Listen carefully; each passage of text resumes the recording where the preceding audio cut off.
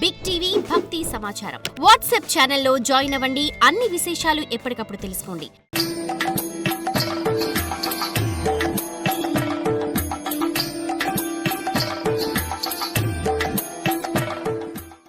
ఆ రాముడు తన ఆరాధ్యమూర్తి అయినటువంటి విష్ణువే అని అందరికీ తెలిపి ఆయన స్తుతించాడు. రాముడికి ఆత్మతత్వాన్ని తెలిపే భాగ్యము వశిష్ఠ మహర్షికి దక్కింది. ఆనాడు వశిష్ఠుడు 12 ఏళ్ల బాలకుడికి ఉపదేశించిన తత్వరహస్యమే యోగ వాసిష్టమనే పేరుతో వాల్మీకి మహర్షి చేత రచింపబడింది. యోగ వాసిష్టంలో ప్రహ్లాద చరిత్రను రాముడికి చెబుతూ వశిష్ఠ మహర్షి సగుణోపాసన ద్వారా నిర్గుణ బ్రహ్మను తెలుసుకునే విధానాన్ని బోధించి భాగవతోత్తముడు అయ్యాడు. గురూపదేశంతో మీరు కూడా జ్ఞానము లభించుగాక అని ఆశీర్వదిస్తూ తన స్వామి కోసరం వేచి ఉన్నాడు వశిష్ఠుడు, అంటే రాముడి కోసరం. ఇదే భాగవతోత్తములో అత్యంత ముఖ్యమైనటువంటి ఘట్టం.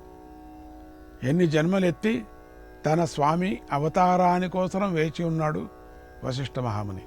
అందుకనే అంత గొప్పవాడయ్యాడు వశిష్ఠుడు, అయోనిజుడు అయినటువంటి వశిష్ఠుడు. జై గురుదత్త. మీ అందరికీ అదే భాగ్యం మీకు కూడా కలగని హరినే స్మరణ చెయ్యండి. ఇక చివరిగా విభీషణుడు. భక్తి సాధనలో శరణాగతికి ఒక విశేషమైన స్థానం ఉంది. శరణాగతి అనే భక్తి మార్గాన్ని పట్టుకొని భగవంతుణ్ణి పొందినవారు మన పురాణాలలో చాలామంది ఉన్నారు. వారిలో విభీషణుడు ఒక విశేష భక్తుడు. శరణాగతికి విభీషణుణ్ణి ఉదాహరణగా చెప్పవచ్చు. పులస్య మహర్షికి విశ్రవసుడు జన్మించాడు. విశ్రవసుడికి కుబేరుడు మొదటి సంతానంగా జన్మించాడు. బ్రహ్మదేవుడు ఆ కుబేరుణ్ణి అలకాపురానికి అధిపతిగా నియమించాడు. తర్వాత విశ్రవసుడికి కైకసి యందు రావణ, కుంభకర్ణులు, శూర్పణఖ జన్మించారు. విభీషణుడు చివరివాడిగా పుట్టాడు. ఇలా ఈ నలుగురు కైకసి గర్భంలో పుట్టడానికి కూడా కారణాలున్నాయి. ఆ కారణాలేమిటో చెప్పుకుందాం. విశ్రవసుడు సంధ్యావందనం చేస్తున్న సమయంలో కైకసి ఆయన దగ్గరికి వెళ్ళి సంతానాన్ని అనుగ్రహించవలసిందిగా ప్రార్థించింది. అనుష్ఠానం పరమాత్ముడు ధ్యానం చేస్తూ సంధ్యావందనం చేస్తూ కూర్చున్నప్పుడు వెళ్ళి ఈవిడ అడుగుతుంది, నాకు పిల్లలు పుట్టాలా అని ఆశీర్వాదం చేయమని. అప్పుడు అడిగేది, నేను టైమే దొరకలేదా? దేవకర్మ చేయవలసిన సమయంలో సంతానాన్ని కోరావు కనుక, సాయంకాల సమయంలో కోరావు కనుక నీకు క్రూరులైన రాక్షసులు జన్మిస్తారని విశ్వరూపుని శపించాడు.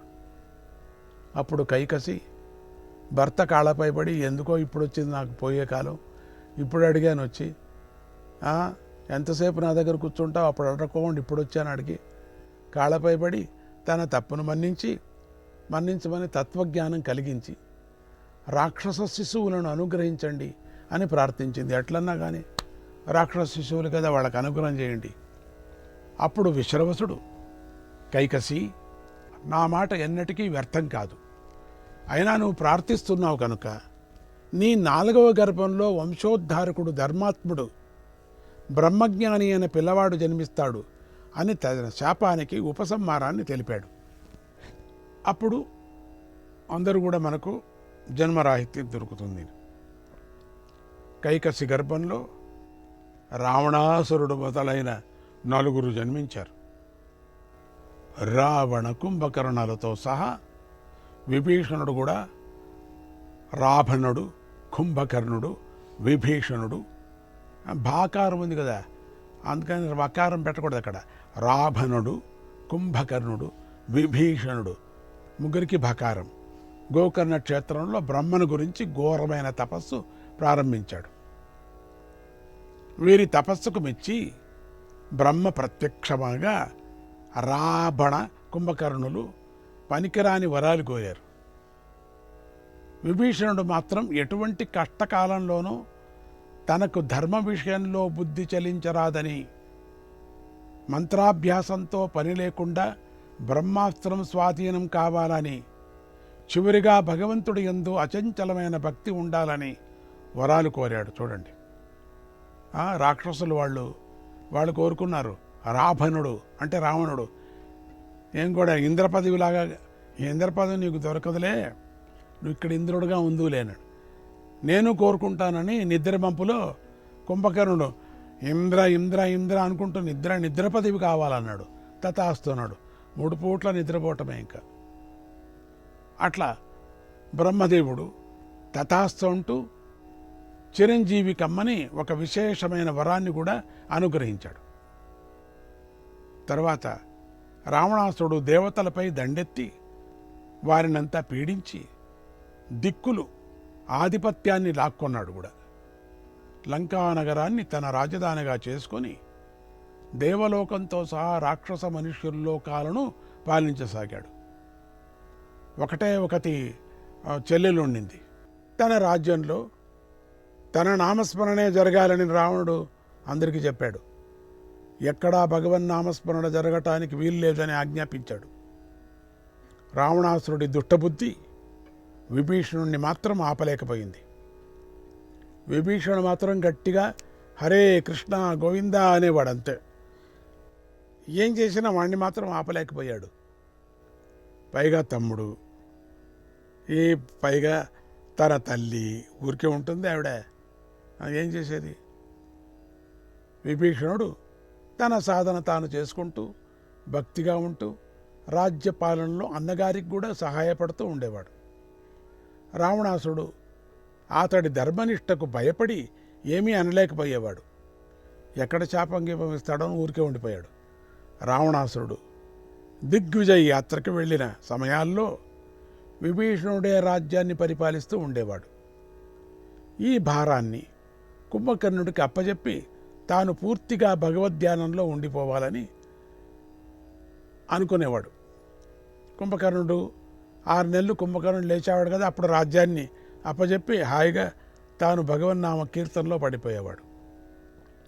అయినా కుంభకర్ణుడు నిద్ర విభీషణుడికి అవకాశం ఇవ్వలేదు ఎప్పుడు కూడా. అందుకే రాజ్యపాలన చేస్తూనే భగవద్ధ్యానాన్ని కొనసాగించాడు విభీషణుడు. శైల్యూషుడనే గంధర్వుడి కూతురైన సరమను విభీషణుడు పెళ్లి చేసుకున్నాడు. సరమ అనేటువంటి ఆవిడ. రావణాసురుడి అకృత్యాలు, ధర్మ విరుద్ధమైనటువంటి పనులు విభీషణుడిని చాలా బాధ పెడుతూ ఉండేవి. అందుకే వాణ్ణి వారించటానికి చాలా ప్రయత్నించాడు. రావణుడు పుట్టుకతోనే అహంకారి అవటం వల్ల విభీషణుడి మాటలు చెవులు వేసుకోలేదు. ఇంత మాత్రానికే విభీషణుడికి రావణాసురుడు అంటే గౌరవం తగ్గిపోలేదు. పెద్దన్నగారు కనుక వాడికి ఇవ్వవలసిన గౌరవం ఇస్తూనే ఉండేవారు. రావణాసురుడి అన్ని అకృత్యాలను సహించిన విభీషణుడు సీతాపహరణాన్ని సహించలేకపోయాడు.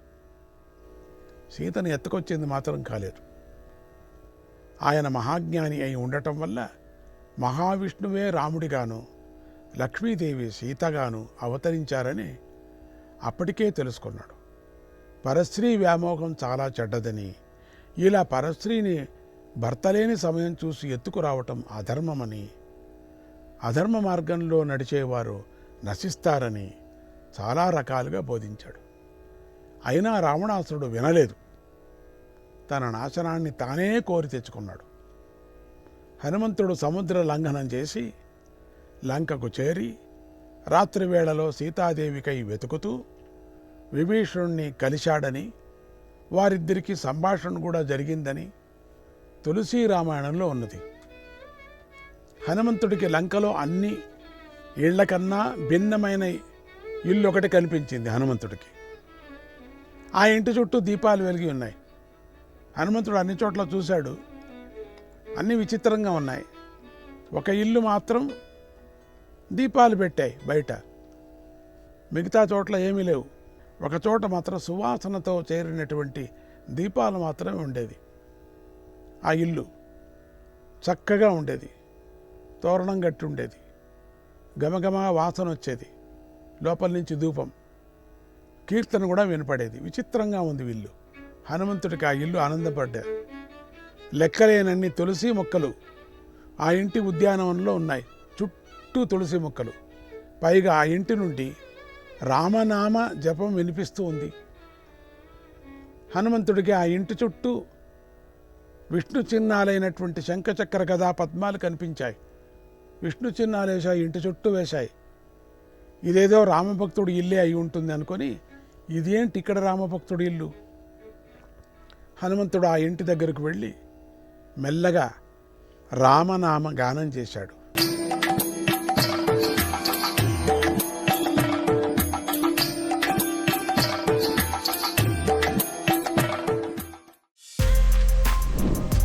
For more videos like this, subscribe Big TV channel.